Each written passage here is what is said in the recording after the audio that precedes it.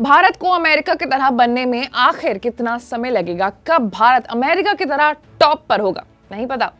चलो आज पता लगाते हैं। Hello and welcome to Uncut. मैं हूं आपके साथ आशीष सिंह। लेकिन वीडियो में आगे बढ़ने से पहले आपको चैनल को सब्सक्राइब करके बेल आइकन बजाना होगा।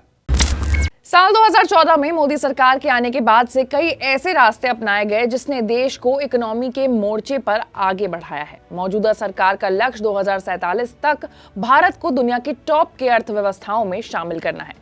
IMF के अनुमान से पता चलता है कि साल 2027 तक भारत जर्मनी और जापान को पीछे छोड़कर अमेरिका और चीन के बाद दुनिया की तीसरी सबसे बड़ी अर्थव्यवस्था वाला देश बन सकता है।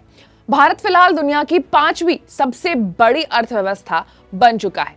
अब ब्रिटेन भी भारत से पीछे हो गया है। लेकिन सवाल यह है कि भारत के अमेरिका जैसे आर्थिक महाशक्ति बनने में कितने साल लगेंगे।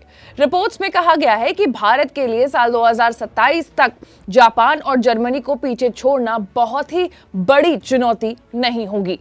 असली चुनौती है सबसे बड़ी अर्थव्यवस्था वाले देश को बनना। तो बात करेंगे सबसे बड़ी अर्थव्यवस्था कब और कैसे बनेगा भारत। कोरोना महामारी से पहले यानी साल 2014 से 19 तक भारत की डॉलर के संदर्भ में एवरेज एनुअल ग्रोथ दर लगभग 6.8% है, जबकि अमेरिका में 4% और चीन में 6.4% की वृद्धि हुई थी। अब अगर भारत इसी दर से आगे बढ़ता रहा तो उसे दुनिया की सबसे बड़ी अर्थव्यवस्था बनने में लगभग 400 साल लग जाएंगे।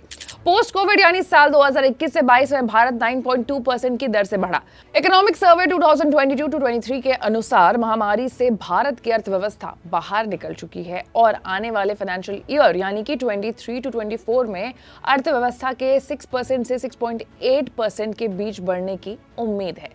साल 2047 तक दुनिया की सबसे बड़ी अर्थव्यवस्था बनने के लिए भारत को हर साल 14% की दर से बढ़ने की जरूरत होगी। स्टेट बैंक ऑफ इंडिया ने अपने एक रिसर्च पेपर में दावा किया है कि फाइनेंशियल ईयर 23-24 में भारत की जीडीपी ग्रोथ रेट का अनुमान फिलहाल 6.7% से 7.7% तक है। रिपोर्ट्स के अनुसार दुनिया में तमाम अनसर्टेनिटीज के माहौल के बीच भारतीय अर्थव्यवस्था के लिए 6% से 6.5% की ग्रोथ न्यू नॉर्मल है।